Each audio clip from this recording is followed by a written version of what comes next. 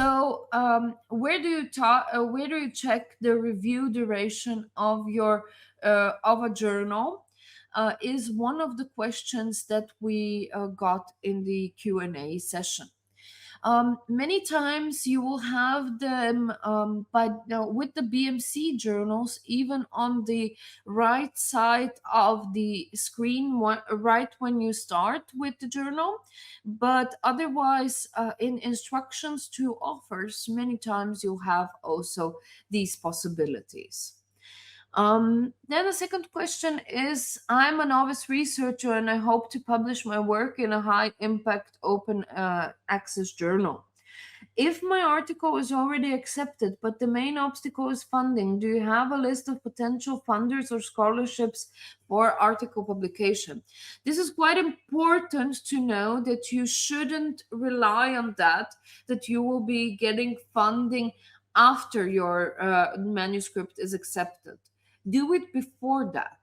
So this means that you need to ensure that you have the funding prior to submitting to that specific journal.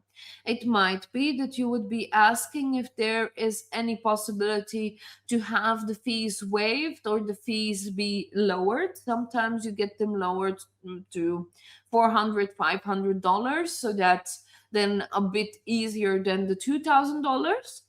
The other option is that you look in within your institution if there are pots of open access funding. Some institutions, and there are more and more institutions, have the possibility to give you a pot of funding in order if you publish in a certain high impact factor journal. Don't do the mistake to first get it published, but at the same time don't have the funding secured, because after you have published, no one will fund you. So you need to get the funding prior to that. The next question is, what is the biggest mistake researchers make when targeting high impact factor journals? The biggest mistake that I see is really not fitting with the methodology.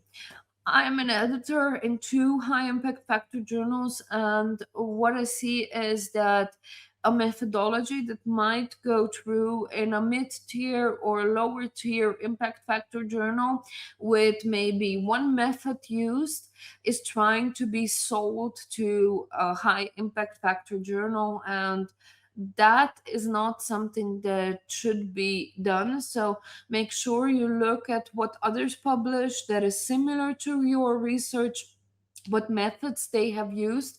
And if those methods are similar, you might be able to publish in that journal. But many times it's just too little impact to get published there.